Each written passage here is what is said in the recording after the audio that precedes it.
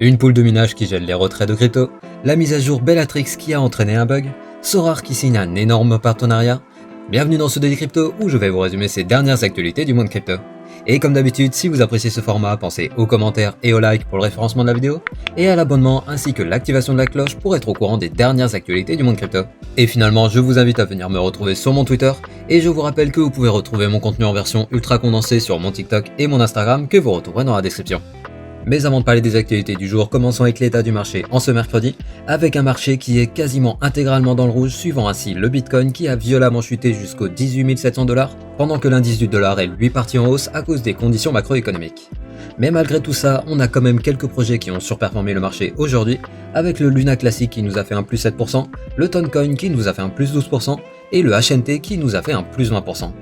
Mais passons sans plus attendre aux actualités de ce mercredi 7 septembre 2022. On débute les actualités du mercredi avec Netflix qui annonce qu'ils vont interdire la promotion de crypto-monnaies sur sa nouvelle offre d'abonnement qui commencera à être déployée dans le monde à partir de début novembre. En effet, suite à la perte d'utilisateurs à la fin du confinement, le géant du streaming s'est résigné à mettre en place un abonnement moins cher, mais qui comportera des publicités pour compenser le manque à gagner. Et aujourd'hui, on apprend par une source anonyme que Netflix aurait pris la décision de ne pas accepter les publicités pour des crypto-monnaies pour des raisons qui restent pour le moment inconnues. Mais les cryptos ne semblent pas être le seul sujet sensible, car la plateforme aurait également pris la décision de bannir les publicités de jeux d'argent, de produits pharmaceutiques ou encore de sujets en lien avec la politique. Revenons dans le secteur des cryptos avec une poule de minage qui gèle les fonds de ses utilisateurs. Mais tout d'abord, je vous rappelle qu'une pool de minage est une plateforme sur laquelle se réunissent des mineurs pour maximiser leurs chances de valider un bloc, pour ensuite se répartir la récompense de la validation d'un bloc sur une blockchain comme Bitcoin par exemple, car un mineur isolé avec une faible puissance de calcul a peu de chances d'être rentable face à des géants du minage qui ont une forte puissance de calcul. Et le truc, c'est que les récompenses sont distribuées à la plateforme qui centralise les nœuds de validation et elle doit par la suite les distribuer. Mais ce lundi, on a eu la pool de minage nommée Poolin qui concentre presque 10% du hash rate de Bitcoin, qui a déclaré qu'il faisait face à des problèmes de liquidité sur BTC et ETH à cause d'une augmentation récente des demandes de retrait, et donc ils ont pris la décision de suspendre temporairement les retraits des récompenses en BTC et ETH pour, je cite, protéger les actifs et de stabiliser la liquidité et les opérations au milieu d'un marché crypto turbulent. Et ensuite, ils ont annoncé qu'ils allaient établir un plan d'étalement des paiements qui sera communiqué dans 2 semaines. Bref, alors que depuis la chute de Terra, on a eu des protocoles et des places d'échange qui ont été mises en difficulté, on voit désormais l'industrie du minage qui est mise en difficulté, probablement à cause de la chute du cours de Bitcoin, qui, comme vous pouvez le voir à l'écran, oscille depuis le 12 juin dernier, avec le coût moyen de minage pour un Bitcoin, ce qui fait que certains mineurs ont des difficultés à être rentables dernièrement. Parlons maintenant de l'actualité du jour en lien avec la transition en cours d'Ethereum vers le Proof of Stake. Comme vous le savez déjà tous, hier a eu lieu la mise à jour Bellatrix qui en gros avait le rôle de préparer la Beacon Chain pour la fusion avec le réseau principal qui doit avoir lieu la semaine prochaine. Mais malgré les nombreuses années de développement et les essais réalisés sur différents testnets ces derniers mois, il semblerait que la mise à jour a entraîné un bug sur la Beacon Chain, car Bellatrix aurait posé des problèmes à environ 5% des validateurs, ce qui aurait entraîné un taux de bloc manqué de plus de 9%, alors qu'en général ce chiffre se situe plutôt aux alentours de 0,5%. Mais je précise qu'il ne s'agit absolument pas de quelque chose de catastrophique, car ces blocs ont pu être minés par la suite, mais les validateurs ayant subi des difficultés lors de Bellatrix vont devoir déterminer d'où est venu le problème pour éviter un nouveau bug lors de The Merge.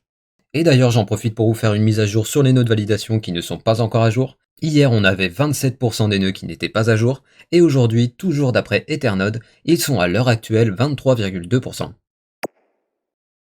Pendant ce temps, en France, on a Sorare qui signe un énorme partenariat. En effet, après avoir pris la place dominante dans l'émission de cartes NFT des joueurs de football pour leur jeu de cartes à collectionner avec de nombreux partenariats prestigieux, la société se diversifie avec un partenariat avec la NBA.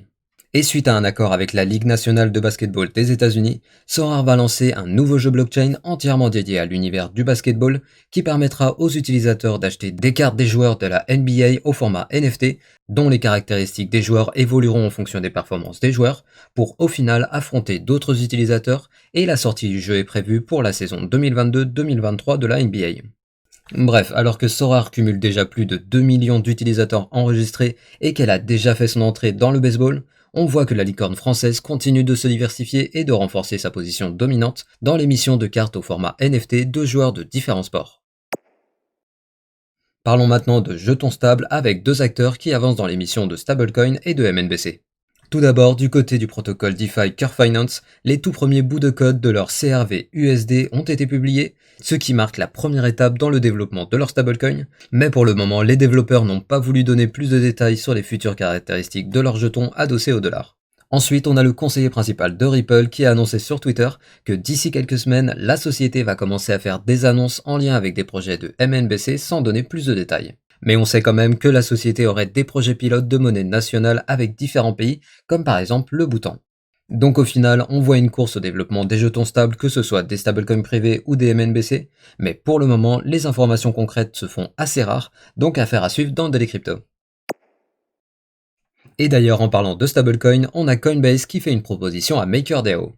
En effet, sur le forum de l'émetteur du stablecoin DAI, Coinbase a proposé à la communauté de déposer sur leur service 33% du PSM, un service servant à la stabilisation du DAI qui représente 1,6 milliard de dollars, pour ainsi générer des rendements de 1,5% par an, soit un revenu de 24 millions de dollars par année. Et bien sûr, cette proposition fait débat, car d'une part, elle permettrait de rapporter beaucoup d'argent qui pourrait servir au développement de leur stablecoin, mais en faisant cela, le DAI ne serait plus vraiment un stablecoin décentralisé, car une partie de sa collatéralisation se retrouverait sur un acteur centralisé, et de plus, je vous rappelle qu'une partie de la communauté considère déjà que le DAI n'est pas vraiment décentralisé, étant donné qu'une grande partie de sa collatéralisation est composée d'USDC qui provient de Circle, un acteur centralisé. Bref, la DAO de Maker est en train de débattre sur cette proposition, et bien sûr, affaire à suivre dans le Daily Crypto.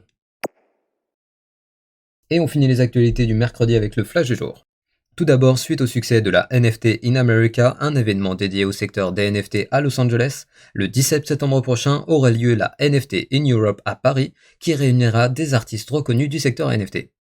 Ensuite, toujours en parlant d'événements, à partir de demain débute le Z-Event qui est un événement caritatif réunissant des streamers qui lèvent de l'argent pour plusieurs associations. Et si je vous en parle aujourd'hui, c'est parce qu'ils acceptent les dons en crypto-monnaie. Et donc si vous vous sentez l'âme généreuse, vous aurez jusqu'à dimanche pour vous rendre sur le live d'un streamer pour faire des dons en crypto. Et finalement, on a la place d'échange crypto Bitpanda qui se diversifie en proposant dorénavant des contrats dérivés sur les matières premières, autrement appelés des commodities en anglais, et qui représentent différents métaux, des productions agricoles ou encore des énergies fossiles. Ainsi se termine ce Daily Crypto du mercredi. Et je vous invite à venir me suivre sur mon Twitter que vous trouverez en description. Et je vous rappelle que vous pouvez retrouver mon contenu en version ultra condensée sur mon TikTok et mon Instagram que vous retrouvez également en description. Et comme d'habitude, pensez au like pour le référencement de la vidéo et à l'abonnement ainsi que l'activation de la cloche pour être notifié dès que je sors une nouvelle vidéo. Et je vous dis à demain pour un nouveau Daily Crypto.